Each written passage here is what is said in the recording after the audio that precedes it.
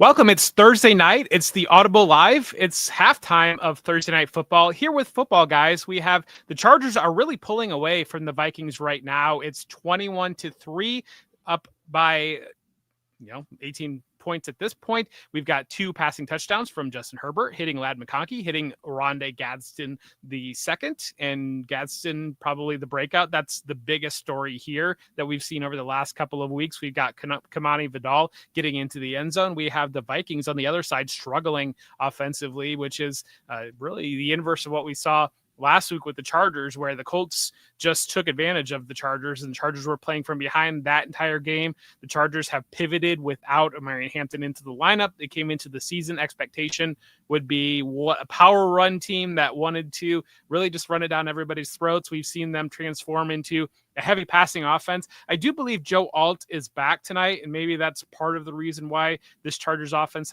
has looked better than it has in previous weeks, because it's been a struggle for portions of the previous weeks. They did get the Dolphins 2 weeks ago, and everybody wins when they get the Dolphins. But looking right now, they're looking very, very strong, and maybe the Chargers offense as a whole, Rondé Gadsden, good jumping off point there to take it and go. But we're joined, myself, Jeff Bell, my friend Matt Waldman, and our good friend Zare. Zade, yeah. Z. Yeah. We always say Yeah. Z, but Whatever. Yeah, Z's good. We're gonna let you say your last name.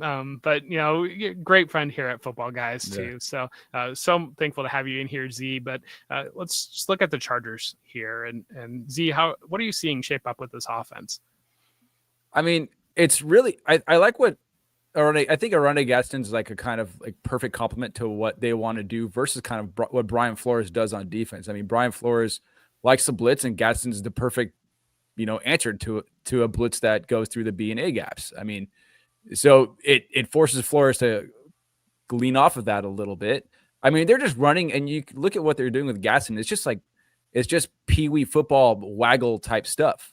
It's just basic stuff, and it's been fun to watch. And the conversation now is kind of, we have people that we know that say, okay, this guy is a top 5 tight end in Dynasty, and I'm not sure that I'm really apprehensive of that. Maybe I'm just being more senile. Maybe it's just my age as opposed to 10 years ago where I said, yeah, automatic top 5. For me, the formula for a top 5 guy is either he's a top target earner or at least second in line in targets. And I'm not really sure to say that above the level of talent right now. Keenan Allen is temporary.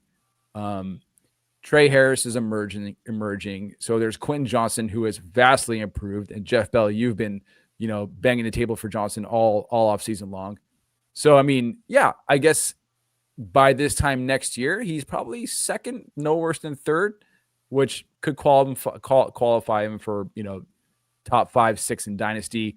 And, it's just really cool. What I really liked about Gadsden coming out of Syracuse was I really thought that he would be a coachable prospect in the NFL, because you look at what he did, broke out in Syracuse, I think at 2022 or 2023, whatever year it was, as a wide receiver, then transferred to tight end, hurt his Liz Frank, then broke out as a tight end, playing his first full year as a tight end, while run blocking, I think, on 60% plus of their run plays, and being somewhat of a mauler on their run plays. And, that kind of tells me this guy is highly coachable, and he's highly adaptable. He's open ears. He's a, mold of clay. So I guess we're kind of seeing that right now. And, as far as he ran 30% of his routes out wide 30% of his routes out wide last week. And he's running basically the routes he ran in high school as a wide receiver, stick and nods and slow goes and pretty much vertical routes. And, it's nice having a fantasy tight end that's being used in the primary intermediate. He got a screen pass that was designed for him. So they're already making him a focal point of the offense, which is fun. Yeah, and I think it's probably natural progression when you lose the running backs and you had the idea that you were going to be a power run team. But now if you don't have the talent in the backfield, let's spread them out a little bit. And let's use Gadsden instead of having Tyler Conklin, Will Dissly, and having more of those run-heavy tight ends. And we'll just spread you out. We've got 4 talented receivers that we can spread the field with and see if you can match up and go with this. Matt, I'm curious, you're seeing the immediate contributions from Gadsden. He was a player that he generated a lot of buzz this summer, but fifth round pick, we don't usually see it out of fifth round picks that much, and especially when there's other targets. But at the same time, having other targets allows him to just be able to play off into weak areas. Yeah, I mean, I think Zade had a lot of good things to say about Gaston that made sense to me, in terms of they're not doing anything unbelievably special with him that you couldn't plug in the other 5 to 6 top tight end prospects and get similar production out of them. But he's the fortunate soul that they drafted, and are using as such. But also they're using him a lot like he was used at Syracuse, in the sense that, I mean, he may have been on a lot of plays and the effort was there, but we know from an NFL technique standpoint, he's probably behind a guy like Colston Loveland in terms of as a blocker in line, and that you're not going to mistake him for that. He's a big wide receiver. They moved to tight end. I mean, we talk about that a lot and say, that's what a lot of these guys are, but he legitimately is that, because he's not on film. I would say he wouldn't make it in the league as a wide receiver. I don't think not as a starter, maybe as a reserve. He's got good hands, that's for sure. But he's probably like aspiring to become Juwan Jennings, if he was a wide receiver, but maybe not quite on that tier, to be able to be a contributor / starter type of player. But at the same time, as a tight end, you can utilize him in this respect.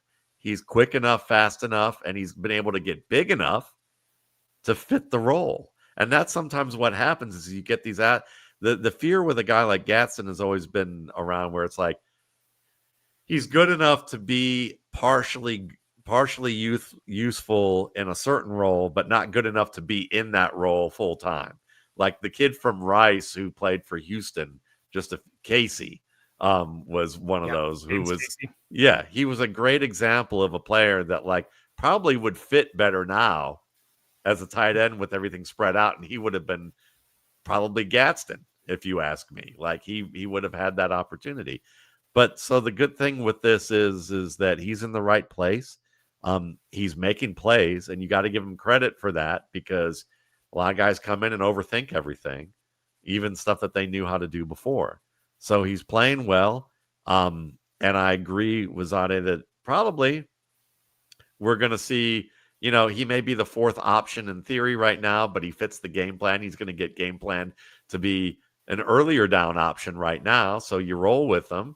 But does that make a top 5 tight end? I mean, if you're going to play it safe and color inside the lines, a top 5 tight end in what we see in today's NFL is a tight end who has tight end size, and has elite tight end speed, who can win primary wide receiver routes, winning timing routes, curls, outs, comebacks against cornerbacks. They can do this against pretty much anybody on the field and win those types of routes. That's what George Kittle is. That's what Rob Gronkowski was. Those guys fit that, are more consistent. That's what Brock Bowers is when healthy. That's not what Oronde Gadsden or Tucker Kraft or Tyler Warren even are. They may, I asked this question to our roundtable. It's like, is, true or false? Is Tyler Warren the next George Kittle in fantasy and reality? Now, our staff said it was true for both.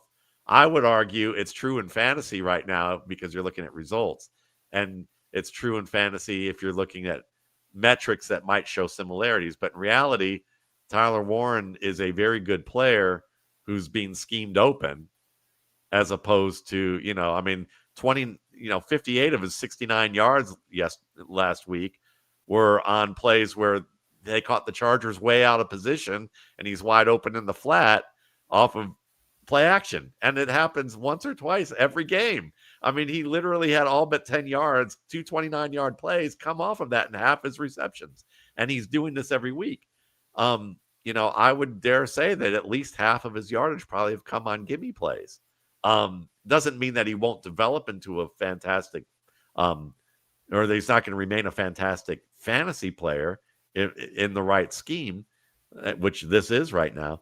But if they change coaches or change quarterbacks, and now they're looking for a scheme that they're going to say, we want you to do Kittle-like things. Right now, good luck. That's not happening with him. You know, but you've got to, that's the thing with scouting and fantasy. You got to separate the two, because you got to look at it and go, the draft capital's getting him on the field in early opportunities and he is good at certain things. And if they can scheme it right, he's going to give you top end production. But you know, Tucker Kraft's sitting there envious right now. His fantasy GMs are envious because this happens to him once a game. And Tyler Ward's getting it happening to him 2 or 3 times a game.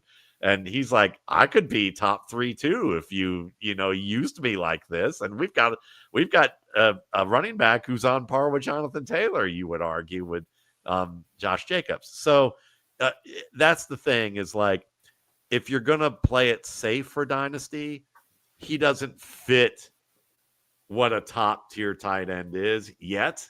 And he's going to have to prove that. So you might be able to profit off that if you're looking for the difference between him, Bowers, and a Kittle type of player, or even a Laporta for that matter. But if you're just going to play, scheme and fit and draft capital, then you ride it for as long as it lasts, and it may last a long time. Yeah, I think scheme, I mean, you hit it there. It's just so important, and especially when you're dealing at the NFL level with every team is talented. So I mean, seeing so much of people aren't buying like Daniel Jones, like what's happening here. And it's just the simple thing of like, they're playing off Jonathan Taylor, and Daniel Jones is not missing the easy things. And when Anthony Richardson was playing quarterback, he was missing the easy things. And if you're just going to be able to play off Jonathan Taylor and have talent all over the field at every skill position, and you're not going to miss the easy things, it's sustainable. It works there. Whereas early in the season, there were a lot of comparisons to the Colts for the Saints last year. And I said it at the time, like this is not apples and oranges. This is apples and oranges here. This is not apples and apples, because the Saints, the quick start last year with Derek Carr, they had unsustainable success on the deep ball was what they were getting early in the season. They had some injuries that fell apart.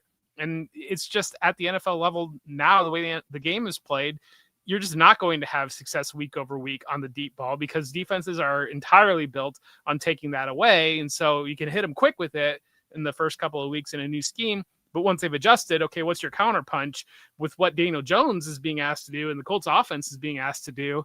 It's just the simple, don't miss the layups. Yeah. And I think that with Jones, I mean, what we will have to factor is that the Colts have a pretty good schedule the rest of the way. So even if you're a Daniel Jones doubter like I have been historically, you look at the schedule and go, I'm in on Daniel Jones this year, just because for the sheer fact that the schedule's good and nobody seemed to be able to, no one's adjusted yet to the things they're doing that they're getting away with. Now, I do see, at the same time, when you're in that, when you have a player like this, I think it's important when you have a player who comes out of the blue, who's historically been mediocre to bad at his position in terms of performance, and that it's probably a healthy thing to go, we're not burning the boats here and like getting rid of the guy we drafted ahead of Daniel Jones, or the 2 guys we even drafted ahead of Daniel Jones. Maybe one of them, but I would make sure that you have a really safe play on your team. And the reason being is because we have seen teams adjust. There are a lot of people that probably traded away receivers when Chase Claypool was ruling the league, for his first 6-7 weeks, and regretted that probably after they gave up somebody and said, Claypool's going to be my number 1 and I'm going to get another player. And I better have gotten a really good player as a result of, in exchange for that, for it to have worked out. But like, I think with Jones, you've got to look for fault lines of where his game and the Colts game could fall apart, and know where those signs could appear, so that you can get him out of your lineups after a game or 2 of seeing that it's not really working. So one of those things that you might want to look for with Daniel Jones is that I've noticed that he has not seen safeties playing over the top when he throws the ball in the middle of the field, or in cover 2 in the honey hole, he's misgauging the safety or he's not seeing them at all. And it's either a cover 2 or a variant of a hybrid coverage of cover 2 where they play cover 2 and cover 3 on different sides of the field, which is cover 6, which is a hybrid coverage. And he seems, I've noticed game after game, he's had dropped interceptions or near interceptions because he just did not see the defender over the top and tried to throw that in there. And so at some point, you're not going to have, if you have 5 or 6 dropped interceptions in the first 7 weeks, and you only have 1 interception, odds are likely that you're going to have 4 or 5 interceptions coming up fairly soon. Odds are likely that some defense is going to go, maybe we should make sure that our linebacker doesn't react, our safety linebacker who's in the flat and responsible for covering it, doesn't automatically react 5 steps to the inside like Dalen Henry did last week against that, when there's someone actually covering the receiver that he reacted to, and he should know who's covering him or should have seen it and still reacted. That, like the Rams didn't react to it, and that limited Kraft some. If more teams did that, suddenly you're looking at, some potential where Daniel Jones is throwing maybe 6 or 7 interceptions over the next, 8 to 9 weeks, and having 50 to 70 yards of his game limited to maybe 20 yards, and now you're taking a little bit, and then less chances to get the ball back if you're turning it over. So there could be some issues there, but I'm not counting on that. I'm just saying those are things you should be aware of when you get a player who's been historically not so great and suddenly is playing great. How do I keep going to the well with this, but know when the well's going to run dry? And if there's a chance that it happens, what should I be looking out for? And I'd say that's what I would look out for a guy like Jones and Warren. Are you guys going with Daniel Jones against the Titans this week, or Jordan Love going in that Pittsburgh matchup? Great narrative matchup with the Pittsburgh matchup with Aaron Rodgers going up against the Packers. Jones for me, but that's just my quick answer. Zada, what do you think? I'd say Jones too. I mean, just by his utilization, he's still 3rd or 4th and rushes inside the 5-yard line among QBs, and it's a divisional matchup at home. They're probably going to torch Tennessee. They're definitely going to torch Tennessee. I just take that. Yeah. I think Jones, you mentioned that matchup with Tennessee. I think that's an interesting point where I wanted to go next of what we've seen some of the last couple of weeks. We saw it 2 weeks ago, that London game, the Jets and the Broncos, where the Broncos just didn't seem like they basically felt like if they were winning by 4 points, the Jets couldn't overcome a 4-point deficit, was the way that I felt like that game plan went for the Broncos. And then last week, the Chiefs Raiders game, we saw the Chiefs basically take the entire second half off. They were taking knees on the other side of the 2-minute warning, with the Raiders having 3 timeouts. Some of these matchups that we're starting to see with some of these offenses are so bad that it's not allowing, I think, for the full rollout of fantasy. And at what point do we need to look at some of these matchups against like the Jets or the Titans? We've seen that in stretches, or the Raiders or the Dolphins look like they might be in that area. And it's, like, instinctually, I've always kind of joked of like, you don't want to play the guy because you're afraid his team's going to score too many points. But I feel like we're not even getting like the too many points in some instances. We're just they get up by 21 points at the end of the first quarter, and they can just put it in the barn the rest of the game. Zara, what are you seeing off of that? I mean, I think, are you asking me, is it okay to start guys off a projected game script, or is that the question? Yeah, here? Probably. Just like at what point is, like, if the Jets are so inept offensively, at what point do we say, maybe I don't want to play the team that's going up against them, because, do I want to look for some of these other matchups that there's more capability for shootout potential, or even just trying to play the second half? I mean, I think that's team specific, because if you look at teams like, say, for the Cowboys, right? Like 2 years ago, when Dak Prescott was in candidate for the MVP, right before he got injured, Schottenheimer was the offensive coordinator then. I think they were first in team pass rate when leading So that might be more of a team specific thing. As far as say the Bengals versus the Jets this week, I think they just continue to throw the ball. Chase Brown has been slightly more effective now with Joe Flacco back, but I mean, they really don't have any fear to throw the ball this week. Sauce Gardner is going to be out, and also, and you have to look at the defensive matchup too. Do they have any reason to not throw the ball anymore? I mean, the way Joe Flacco was throwing the ball to Jamar Chase last week looked like Flacco was playing with Jamar Chase for the past 2 years.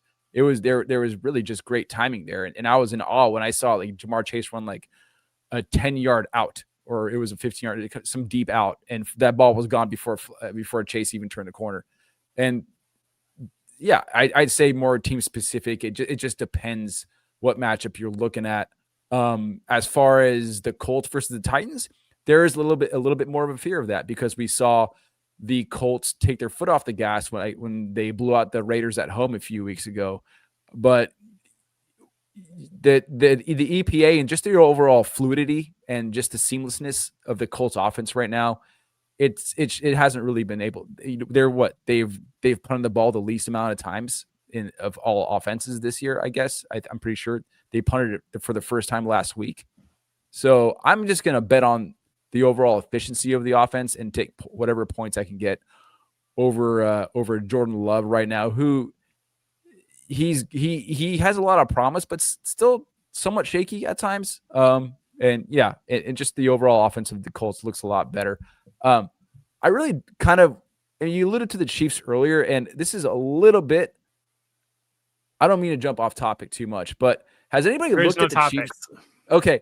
Has anybody looked at the Chiefs and what they're doing right now? And I just had this epiphany yesterday. The Chiefs look like an offense that's just one big run game right now. Does anybody see that with them? You've got, Brashard Smith, he's been second in team targets in each of the past 2 targets. 7 of his 9 targets have been screen passes, right? So that's like perimeter run plays. I would classify that. Then you have Rashee Rice, who had 2 screen plays dialed up last week. His ADOT's like 5 yards. Short 4-yard passes directly in front of Mahomes. And then Mahomes is basically what the Chiefs are doing with Mahomes and Brashard Smith is they're using Brashard Smith on swing routes to influence the flat linebacker to get Rice open in the zones. And over the 3 of the past 4 years, Mahomes' adjusted completion percentage on passes that have flown 20 yards or more has only been about 30%, which is a lot lower than a lot of the passers out there who have been at like 40, 45%. So I'm thinking the Chiefs just want to be this kind of glorified run team. And it's just been kind of a little epiphany I had. It's been cool to watch. And I mean, as far as Brashard Smith goes, I think he's still continuing to develop. And I want to know what your guys' opinion was basically on Brashard Smith, I guess. And do we see more of him as a route runner? Do they get him going more as a route runner that we saw at Miami? What do you guys think about his development in the offense this year? I think it's really interesting. You make a really interesting point there. And that's one of the reasons why I love your football brain, because I think that a lot of people in the fantasy football space would look at the numbers and say, well, the Chiefs don't run the ball hardly at all. Like, what are you talking about? They're one of the lowest run rate teams in the league.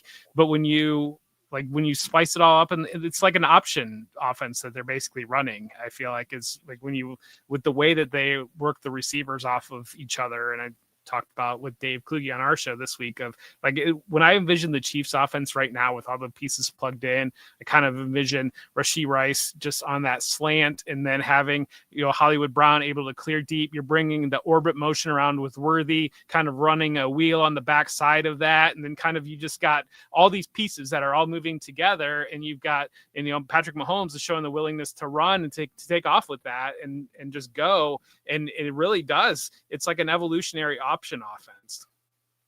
Yeah, I mean, I think that really what you're seeing here is that the Chiefs wide receivers have stunk in the middle of the field for years from, in terms of Sky Moore, other prospects that they've drafted, and they've tried to get them to become full-fledged receivers who can win in the intermediate ranges of the field, the timing routes, the things that Patrick Mahomes could throw with ease, but his receivers weren't on the same page with him. Didn't really acclimate fast enough for them to have that. In the middle of the field is a very important part of the passing game in most offenses.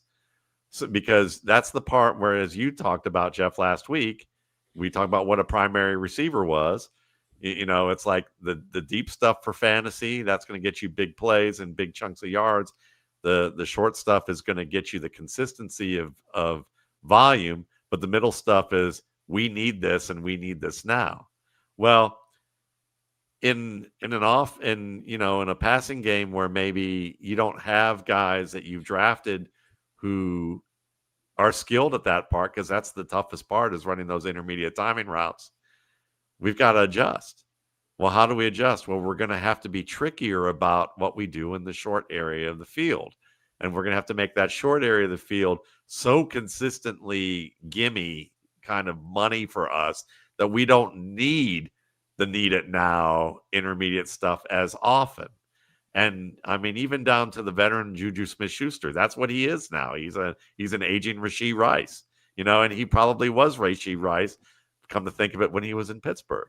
That's the difference of like the reason why like those guys are going to be kind of piecemeal and everyone's going to pop off and have a big game from one week to the next, in contrast to Jamar Chase, who's going to be good every week with with Flacco, because they're using him now as the extension of the run game.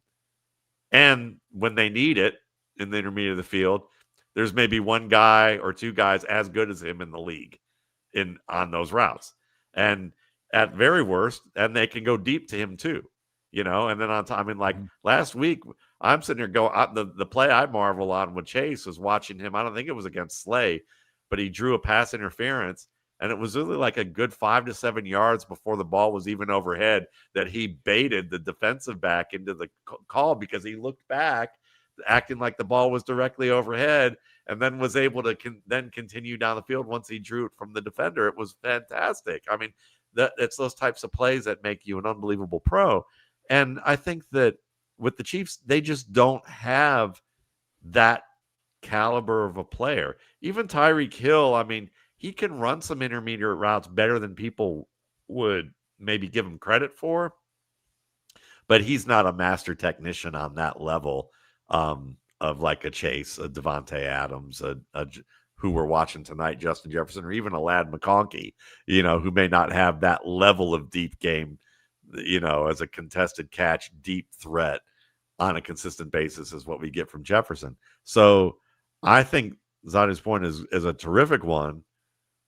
And all the different bells and whistles they put with it to scheme it and have all these different how all these different kind of constraints that they put teams under, and they have these kind of like you're screwed one way or the other, basically, with the way that we're doing this. That's the sophistication, and that's what I think what makes Andy Reid have such staying power. And with Brashard Smith, I mean, look, I think he can become a very good runner in the league. What they were saying, and we don't know if this is true or not, but I would think that if Andy Reid told Chris Collinsworth on a show, if that's true, that he didn't think Smith is big enough to be a full-time load carrier, that may be at this time, but it's maybe by need, because if Kareem Hunt's bone bruise on his knee is an issue, and it probably could be, we may see more touches just by default, and they just have to roll with it. I thought he was a better receiver coming out than Tyrone Tracy. But I didn't think Tyrone Tracy I thought Tyrone Tracy was a running back for the reason that he wasn't a good receiver. Whereas I think people play up the receiver part with him and don't realize that he wasn't good. Whereas I think Brashard Smith was competent and could probably be like a fourth or fifth receiver on a team and come in and give you some starter value on occasion if he were drafted as a receiver. He'd probably be an undrafted guy as a receiver, but like a camp guy who would be intriguing, but who can actually run the ball really well. So you're putting him in a situation where you're getting the most out of him to leverage his receiving skills at that running back role that where he's going to draw matchups and he can win those matchups all day. And that's what matters. So I went from being optimistic about him all spring and summer to this fall being like, well, maybe it's not going to happen this year, to now being like, okay, well, let me elevate him from my practice squads and maybe consider putting them in my lineups on bye weeks. He looked like a running back last week for the first time. I think that's the biggest thing and he was never asked to, but also I don't think he looked like a running back previously. He looked like a satellite gadget player previously, but they actually allowed him to. I think Isaiah Pacheco's been really good the last couple of weeks, a lot better than I think people have realized. And, we finally got the touchdown last week, but it was already trending the last couple of weeks before Kareem Hunt got hurt that Isaiah Pacheco was pulling ahead of that backfield. And I think it's just natural that, he had basically missed all of last year and trying to, you could see it very early in the season where it was the type of thing of he knew the hole was there. He just didn't quite get there, didn't hit just right, and he got tripped up, those types of things. Because there were a lot of times early in the season where he would just you'd get that move where he'd jump up and kind of hit the ball because he's frustrated because he knew it was there. He just wasn't putting all the pieces together yet. And I think the last couple of weeks he started to put the pieces together there. And I do think that Isaiah Pacheco is I think he's going to be a second half type of player that can be a difference maker in fantasy. And maybe that's just wish casting because I was very, very high on him this summer. And I would love if I could actually feel good about him being in the lineup. But I think it does look like it might be headed that way. Well, one of the things in your favor for that would be a subject that we could probably talk about in more length or just kind of take off on with the Bears because, the Bears, the talk was, hey, the running game is really coming together lately. And Ben Johnson telling the media, listen, it takes a while for the run game to get that way. And most people think, well, it's harder to be a passing offense than it is to be a running offense, but not when you have a new scheme. And you have a new front, and you have new players on that front. It takes time to get timing, especially in a training camp atmosphere of today's NFL, where there's not really any real hitting. There's there's not as much intensity with the practices, and timing isn't going to be the same. When a guy like Ndamukong Suh of the past says, look, coaches want us to give all out effort, but come on, let's be serious. There's guys on every team like me who, if I put all out effort on there, you would never get anything accomplished in practice because I would dominate and ruin your offense every play if I wanted to. And that may be some bravado, but it would be enough to say he'd be extremely disruptive and there wouldn't be anything learned. And as we saw from Kyle Shanahan, as he talked about years ago, he said, if coaches are being honest, we don't really know what to expect from running backs until we get to the real season because of hitting and timing and all that. And that's the problem is if you're not playing at the 100% intensity, how is the running back going to have timing with his blocks? So, of course, Pacheco's timing's not going to be completely there. Of course, DeAndre Swift or Kyle Monangai or whoever they throw out there in Chicago isn't probably going to be completely on the level. And then people might go, well, what about other players? Well, Christian McCaffrey wasn't exactly blowing the doors off in terms of yards per carry average, if you look at that early in the season, but he was blowing the doors off on volume because they're like, he's still our best chance to win, and we're going to feed him the ball until his legs fall off. That's basically or Bijan, or anybody like for Bijan, at least he has a line that he's played with that's pretty much intact and close to being the same that he's had for the past 2 to 3 years. You might have a better chance there. And then there are some guys who just are so talented at timing early on as a running back that they can adjust. But that's a skill in itself that most guys don't have. It's kind of like, there's basketball players there was a guy with the Detroit Pistons many years ago when I was growing up by the name of Vinnie Johnson, and they called him Microwave. And he came off the bench and he could get hot. He was hot right off the bench. You didn't have to worry about him getting into the flow of the game. That's not the case with most running backs. That's why Rico Dowdle suddenly, you got Greg Olson saying something to the effect of, there's maybe I don't like committees so much because if you give a guy enough touches, Now he's in the game and he can affect the game because he's seen how this linebacker's playing him in certain looks, and he might actually get a chance to get that look again on carry 18 when he will never see it again in carry 8. And now he can actually play that linebacker and fool him and turn that 4-yard gain into a 45-yard touchdown. And those are the plays that we miss when a guy doesn't get into the rhythm, and we have momentum and we have a way to be able to create scenarios where defenders are now having to play the man and not just the scheme. And that's where, coaches are all about scheme, or they can fail by being all about the scheme. Good coaches realize it's a mix between what's this man doing and what's he capable of, and how can I scheme him in the situations where now he can play the game within the game against those defenders. So with the running game, you're right. With a guy like Pacheco or what we're seeing in Chicago, these guys are their offensive line is gelling, and their timing is getting better with what they need to do with combo blocks, double teams of different sorts, pulling, and then and getting used to seeing different looks and how that's being played, and the speed of defenders and how they're going to do things that they didn't see in practice all the time because it'd be too disruptive for us to get our timing down. And then the running back being able to get that same timing. Zia, what's your thoughts here? I've got a direction I want to take about it. I definitely want you to share your thoughts, please. I had one thought I already lost, but I wanted to touch on what Matt was saying about, the Bears and kind of getting everything going on the ground and, their identity. And I wrote up a little blurb on Caleb Williams and how I thought that the offense really wasn't going to take off until late October because, especially in a Ben Johnson offense. And I think Sigmund was talking about how he saw a quote from Khalif Raymond, who was talking about how Ben Johnson was very strict about where the wide receivers needed to get to as far as spots in the field and this and that.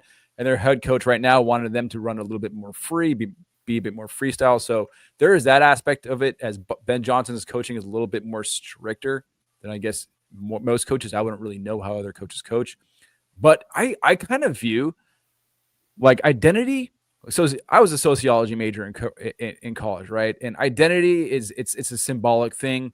It feeds off many different factors. And I view NFL teams as just living and breathing organisms. Like they breathe, they inhale, they contract. It's that's what the Bears were, I think, coming to the season.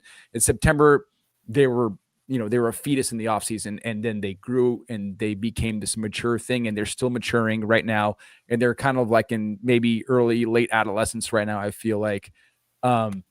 It's just it's really cool to see that just evolve over time, especially with brand new offenses. And it's really promising right now to watch that happen with the Bears. There was a point Matt was talking about Rico Dowdle, but his comments on is Greg Olson's comments on Rico Dowdle and how it's really effective for them to stay there because they're going to see certain looks that they can exploit later. And it makes me think like, well, yeah, that's why we don't use really a wide receiver by committee for a split end. Say you have a split end and a wide receiver. You don't use a wide receiver by committee because it's a chess game the entire time, or a quarterback by committee, any committee by really anywhere else on the field except for running back for some reason, because I guess we're trying to be less predictable with running back, or we're trying to preserve the health of running back. But, I kind of disagree with that. And, Rico Dowdle this week, he has a very good matchup against the Bills, who have been 30th in EPA per rush towards opposing running backs. And we saw what Rico Dowdle did to bad run defenses in the Cowboys and the Dolphins. And I think if Dave Canales wants to win this game, he needs to let Rico Dowdle get to work against a bad Bills defensive front to keep Josh Allen on the sideline. That's my philosophy. I wrote up a start-sit article earlier this week, and I wrote Dowdle as a start based on that philosophy. I don't know if the Bills are getting healthier right now, but that's basically my take on that. I mean, Matt Milano's been out, so that's a big loss, So they had I think it was Ogunjobi and Michael Hawk. I think or two free agents that they signed that were suspended the first 6 games because of PEDs. And I think Ed Oliver is supposed to be back. Maybe I know he's missed a couple games. So there's hope that the Bills front should be a little bit better, but it's been brutal. It's been really bad. I think looking at, love all the points that both of you made. I think some of it we've seen I think some of it maybe spearheaded by Sean McVay and just kind of like copycat league or whatnot. But all this, the talk around Kyron Williams was always, you can leave Kyron Williams in 3 downs and you're not rotating backs. You're not giving anything away from the defense. You're able to trap the defense, and then you're able to just play off however direction you want to go. And one of the hot button backfields right now in fantasy football is the Patriots backfield.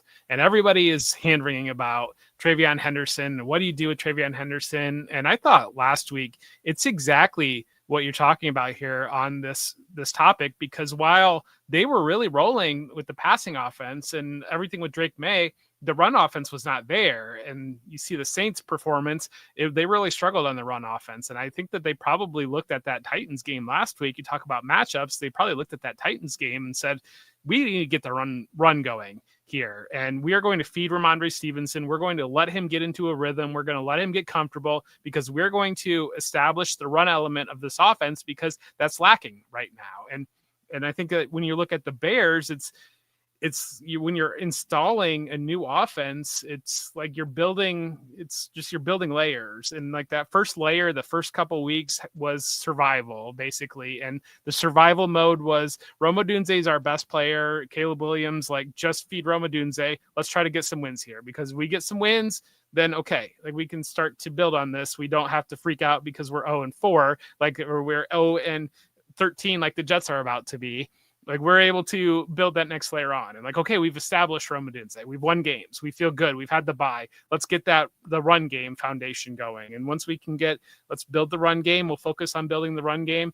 And Cecil, our friend Cecil, I always love the idea of windows, like 4-game windows in the NFL season. I think you're really seeing it. We're coming out of the second window here, and the Bears are a perfect example of it. Of that first window was just survival. Let's get up and rolling. That second window, let's put the run game in here. And then that third window, it's like we're all waiting for Colson Loveland. We're all waiting for Luther Burden. When do all these things happen? And it's like, well, okay, well, you've established the Rome Odunze portion. You've got Caleb Williams feeling pretty good. You established the run game portion. Now we can start to plug some of those other things in and start to the back half of this year, start to really get all the pieces up and rolling.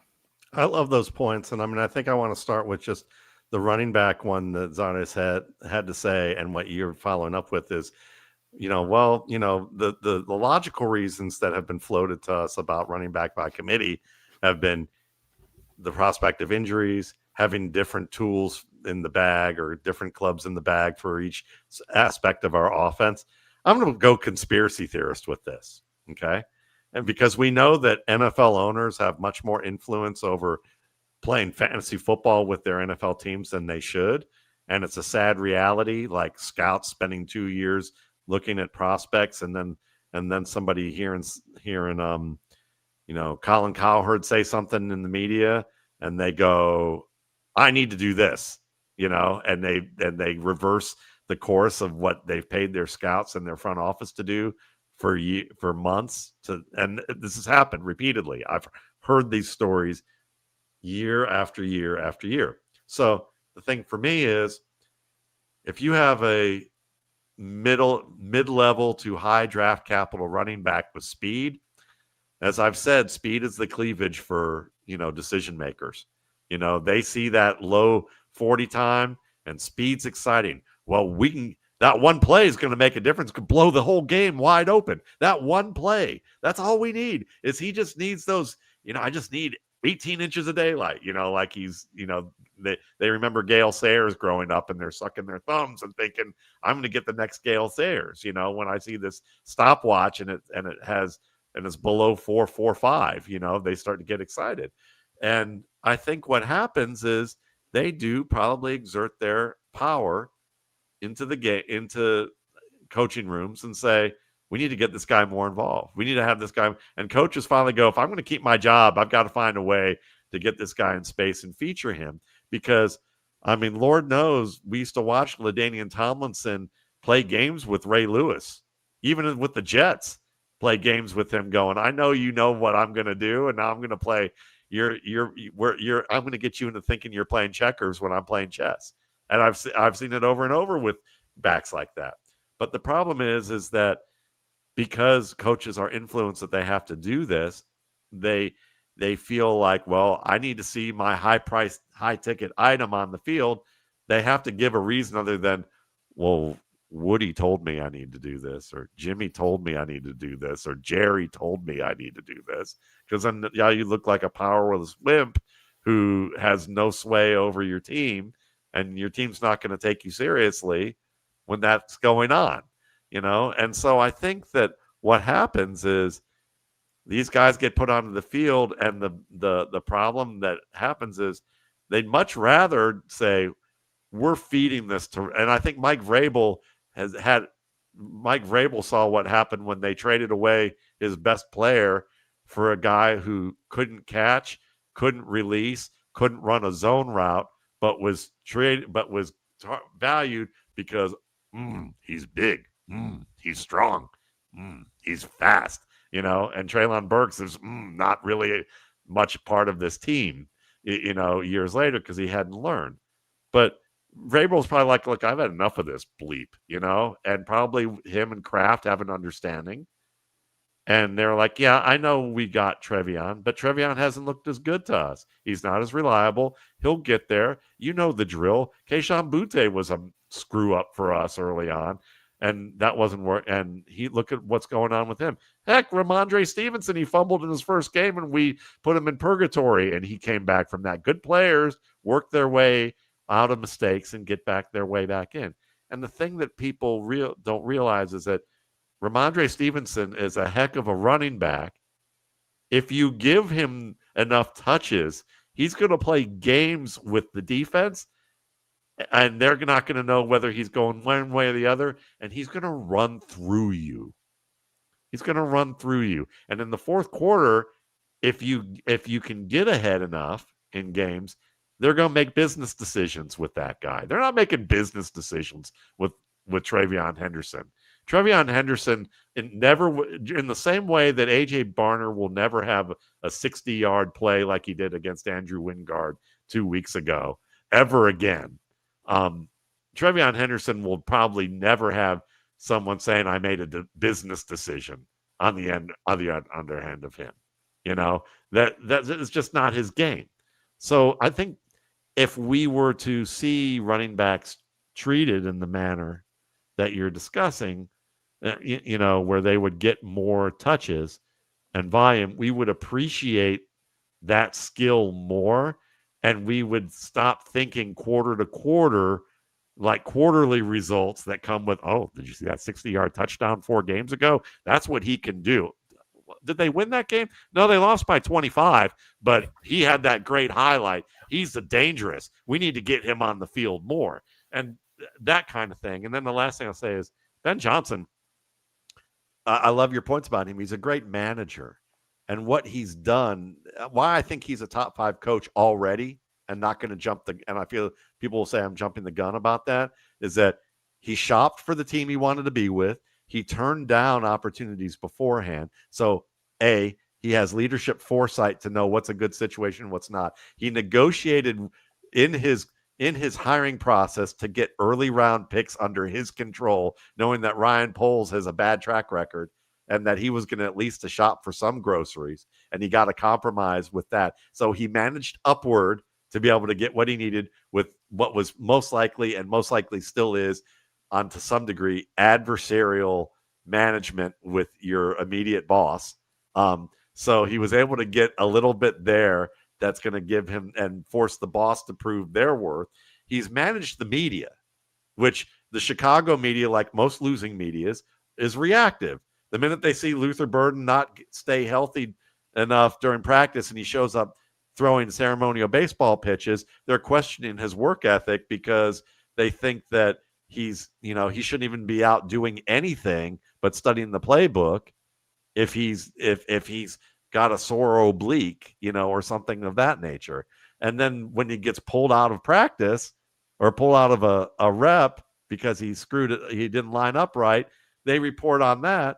But he also was able to say, I pulled everybody off, as Dave brought up, Dave Kluge brought up. He pulled everybody off. He's coaching no block, no rock, accountability for young guys. He's keeping veterans like Olamide Zaccheaus on the field. So he's making a guy like Burden work for every bit of it and make sure that every detail is exactly the way it's supposed to be. And these young guys are doing that. He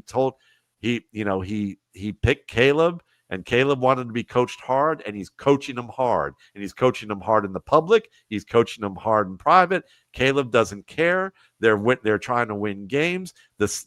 You can see that the game's coming together for them, and he's coaching the media and the fans on what building a winning football team looks like. He has a 360 view and isn't just about, I'm the offensive genius. If I just take care of this, I'll delegate to everybody else, and God willing, it'll all work out for me. It's more like I have a plan from A to Z, and I'm even going to look like an ass to on the sideline at times when a reporter asks me a question that I don't like, but even then you look at him and go, this dude's serious. He's maybe he's intense, but he's putting out there basically don't mess with me. This is my ship. This is how we're going to do it. And if you trust me and don't act like a fool, you can be a part of this team. And if we're an actual team, we're going to win. And I think in 4 years, he's going to be hailed as the next Bill Parcells or Bill Walsh, on that level. They're going to, maybe not that long, maybe not that soon, but I think he's going to have a 12 to 15 year career in Chicago.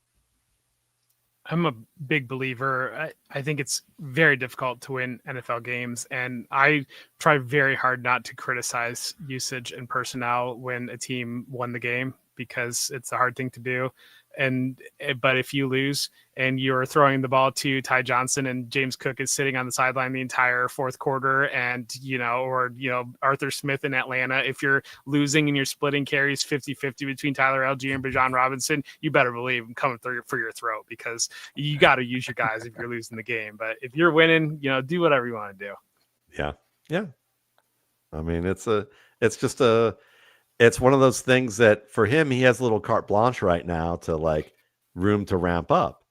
But what he's showing is Bears fans are, I'm not saying Bears fans are losers at all. I love Bears fans, but I would say every fan base has a loser mentality contingent. I'm a Cleveland Browns fan for a long time. I understand there's this losing mentality that gets into fan bases, and they start going off in all sorts of crazy directions about things.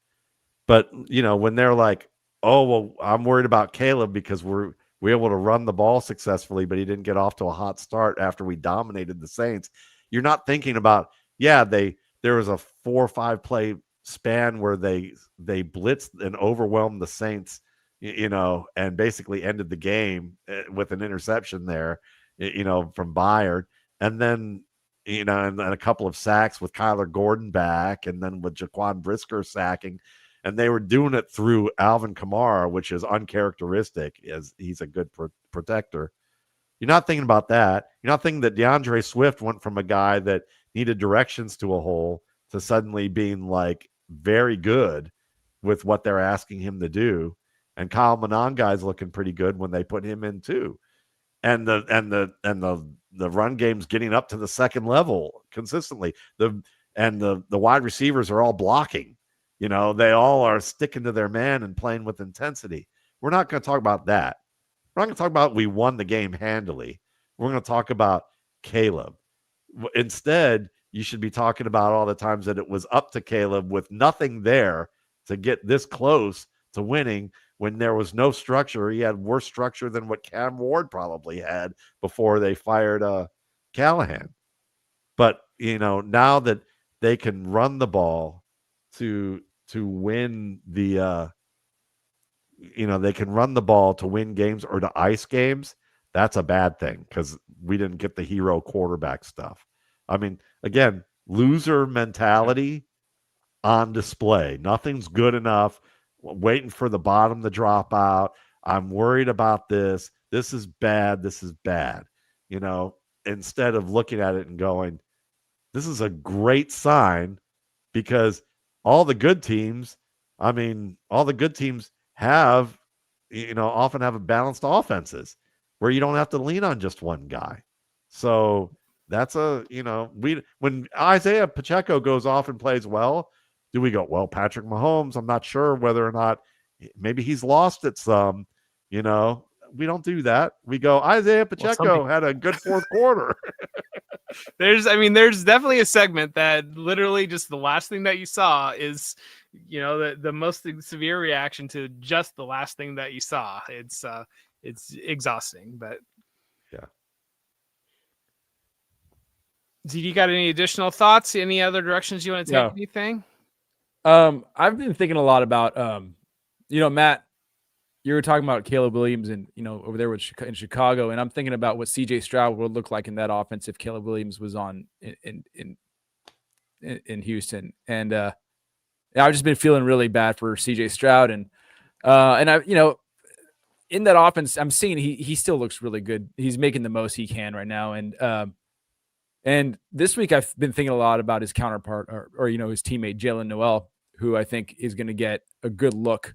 And I think we're going to get a good look at two prominent slot receivers or receivers who were slot receivers in college, in Tez Johnson and Jalen Noel. And I haven't been able, and I've been bouncing back and forth between them all week, because Tez Johnson, to me, when he was drafted in the 7th round, on all the rookie drafts and, post rookie drafts, you're picking up these guys. It just, it just seemed like the Bucs got the steal of the draft. And when I was watching him, it just seemed like there was something there that a lot of teams overlooked in Tez Johnson. I really didn't do a deep evaluation on him. Maybe Matt and Jeff, you guys can speak to that.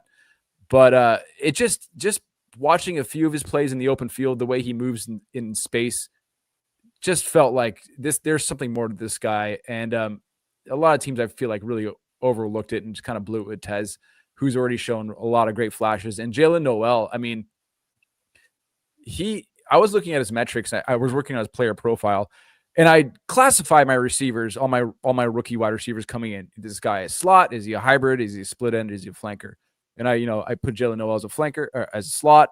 And I was just looking at ADOT, and in his final year of college, he went from 8 yards. He had an ADOT of 8 yards throughout his career to 12 yards. I was like, okay, that's unusually high for a slot wide receiver. And he was very dominant versus zone in terms of like yards per route run. He was the best versus zone in terms of yards per route run, better than Igbuka and Tez Johnson, all who are great. I think Noel scored at like a 3.58. And, for reference, guys like Ladd McConkey and JSN were like high 4s above 4 yards per route run against zone.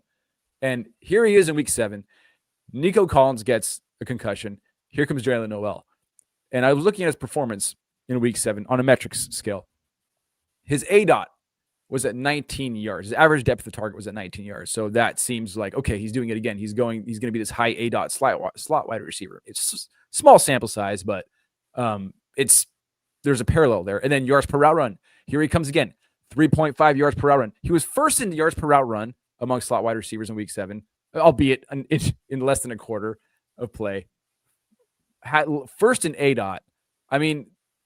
And then Matt, you made a post about Jalen Noel and how CJ Stroud's already trusting him in tight window coverages. And I'm just ready to see kind of him emerge this week. D'Amico Ryans is getting a lot of flack, but I think he's doing the best he can. He was very patient with Woody Marks, and Woody Marks showed well in pass protection during the preseason and moved up and leapfrogged Darian Ogunbowale really quickly. And I think right now, Jalen Noel is going to be the next man up in Houston, albeit, despite the woes that they have in the pass game and the pass protection. And these are the two guys I have my eye on going into this weekend, is Tez and Jalen Noel. I'll start if you want. Jeff, you want to start? Which way? How do you want to do it? You can go ahead. Well, I wrote a gut check article on Jalen Noel this week, actually. So one of the things that you would notice is that, right, he's been backing up Christian Kirk, who is essentially a slot flanker type of receiver. And Noel, to me, when I studied him, I said, if you like Matthew Golden as a prospect, and I did, and I said, I think that Jalen Noel is the discount version of Jalen of Matthew Golden, in the sense that he might be prove to be just as good, but at a cheaper price. I think he's, and I said pre-draft, he's what this was pre-draft. I said he's what the Houston Texans hoped they were going to get from John Mechie before he fell ill. He's that kind of player, and he's a good special teamer. He's physical at the catch point. He's someone who can earn yards after the catch. He can play special teams. He can block, and he's like you said, very good zone route runner who's capable to become a very good man route runner. Has a lot of the tools that will show up. So watching the game last week, what stuck out to me was, and I put it up on X, was all his targets. Was he was getting targets in tight zone windows. He was getting thrown open. He was getting led into defenders, or at least led into areas where he was going to have to take a hit. He wasn't getting hospital balls, but he was getting led into areas where he was going to have to take contact. They were giving him targets also where they were manufactured for him to be a function of the run game, an extension of the run game. But more than Xavier Hutchinson, more than Jaden Higgins, he was used on those routes that you favor somebody. This is you're the one that's getting open. You're the one I got to trust to make the play. I'm just going to get the ball near you so that you can do it.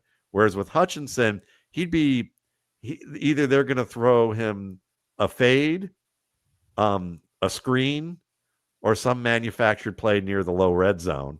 And he's good at that. They should do this more often with him. He'd be money there if they just let go, relax, and let him be that guy. Higgins, right now, they're scheming plays open for him, or they're saying, run the post, run the fade.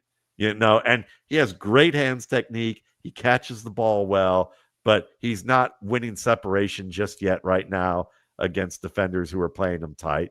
And they're both splitting time with each other on that other outside role with Collins.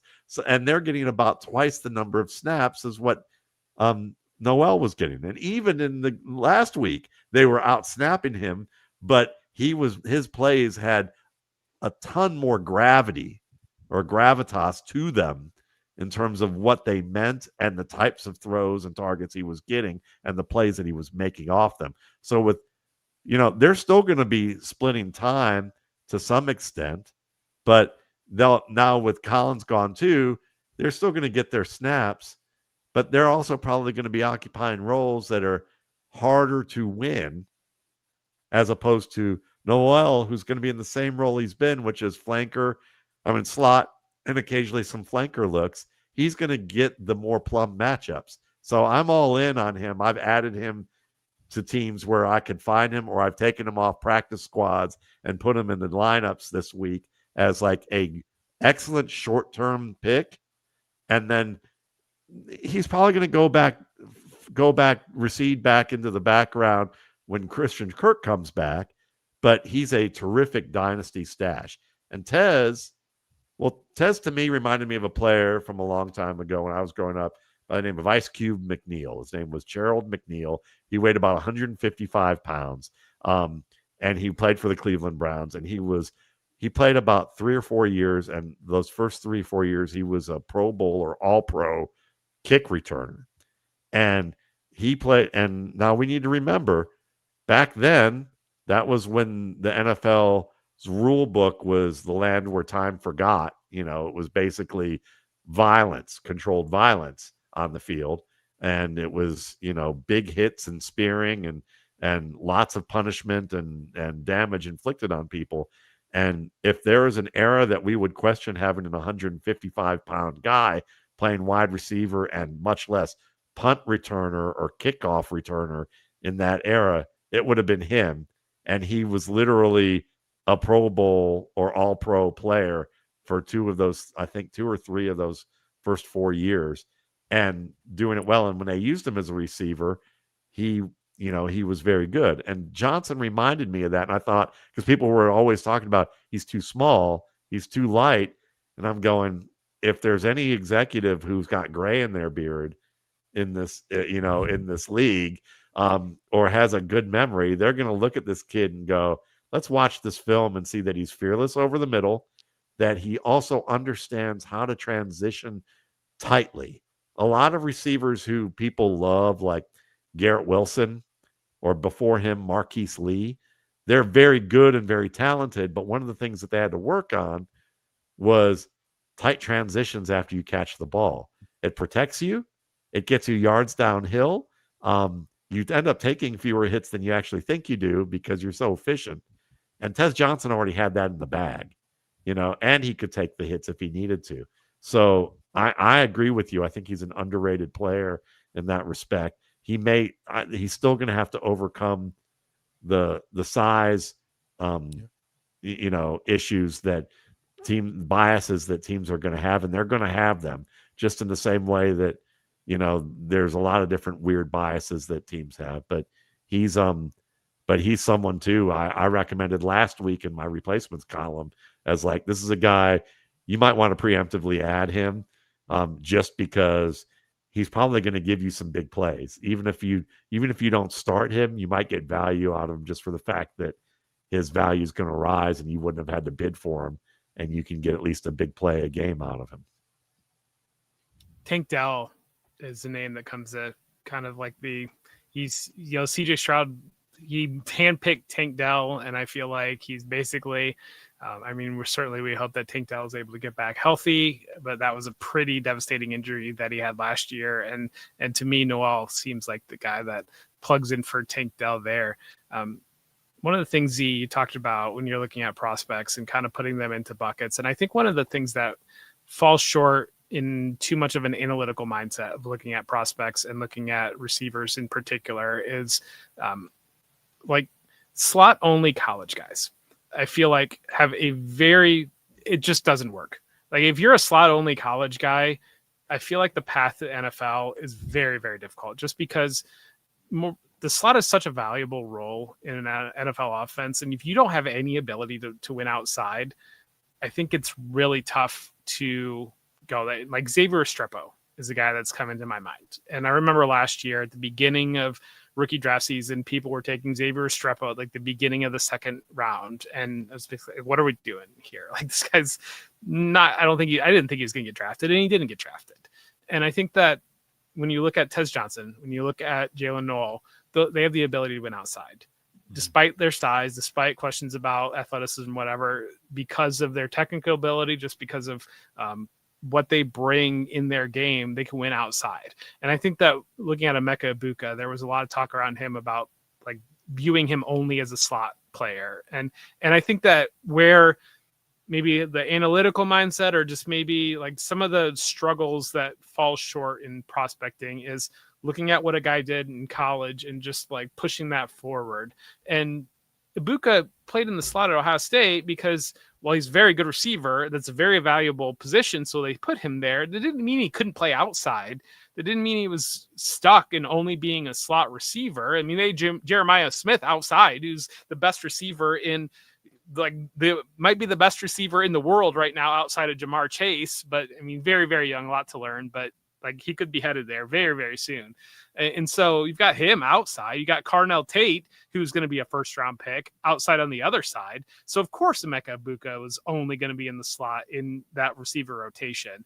And I think that that's one of the things of finding these guys that I talk all the time about. We talked last week, Matt, with like bulletproof receivers and just looking for receivers that can multifaceted, can do different things. And it's really just when you're looking at young receivers, how do they get on the field? What's the path to getting them on the field? And then once you can get on the field, how do you get involved into the offense? How do you get schemed into the offense? And it starts out like he finds his way onto the field and then he accidentally does some things. And I feel like Tez Johnson's kind of at the place right now where he's accidentally doing some things because he's on the field.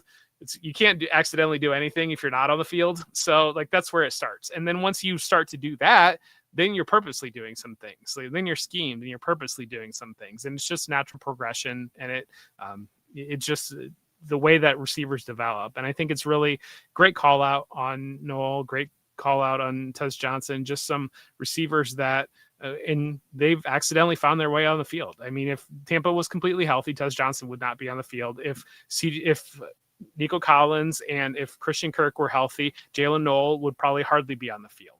And that's just the reality of it is. And it's who these players like Trey Tucker. We've talked about Trey Tucker previously. Like Trey Tucker, I feel like is a guy that kind of accidentally found his way onto the field.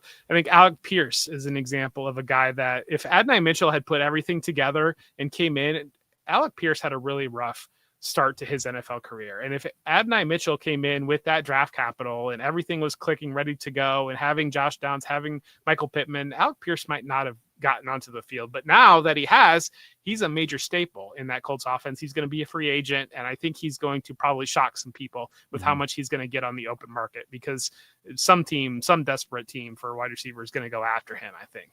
And so I think that that's really what you're looking for in your dynasty leagues, in your just the deep leagues of, and I think that that's one of the things that's one of the most hardest things probably about playing dynasty is deciding of like, we started this off talking about Quentin Johnston, deciding like which receivers you're going to get rid of and say it's never going to happen here, which receivers are doing things that if they build on top of them and can put some more together, like there is something here. And like as a Bills fan, receiver is very at the top of my mind because the receivers a struggle. But then I look at it and I say, I've seen Keon Coleman do things on the football field that I don't think a lot of players can do on the football field.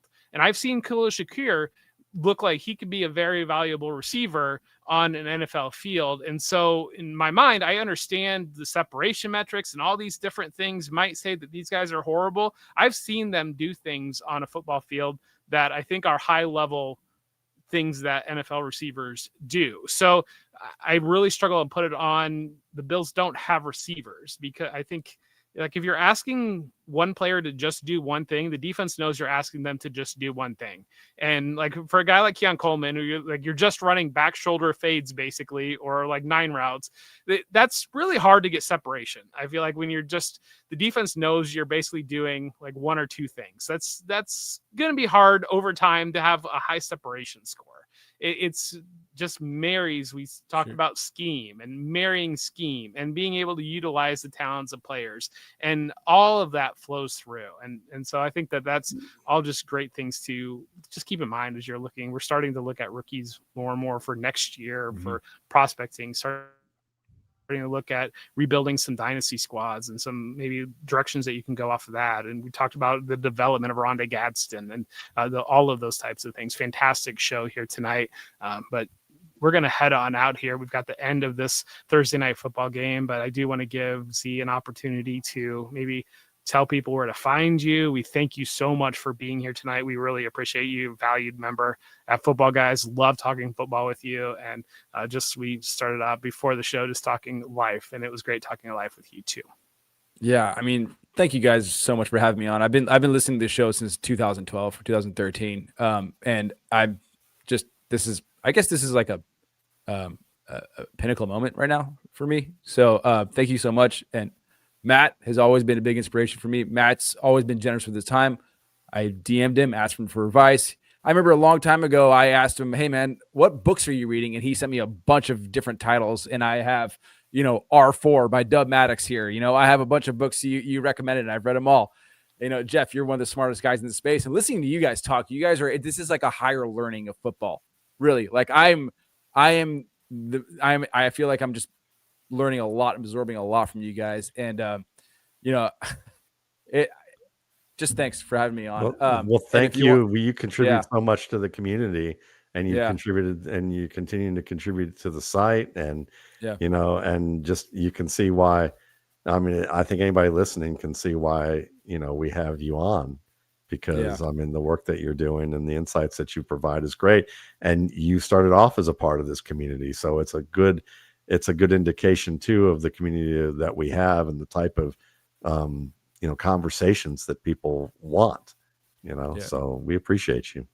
Awesome. Thanks guys. Appreciate. Oh, I guess you can find me at ZCantsFF on Twitter, and I'm at Football Guys. I contribute periodically. I do dynasty articles, and then I'm a fantasy analyst at 32 Beat Writers too as well. I'm not really good at plugging myself. I'm too modest. I can't do it. Yeah, and then I'm sad we didn't get to talk about Chimere DK too. So another time. Yeah, another time for sure. He was in my replacements this week. That's for sure. So I'm feeling you. I'm totally feeling you. Take care. Good luck, everybody. Thank you.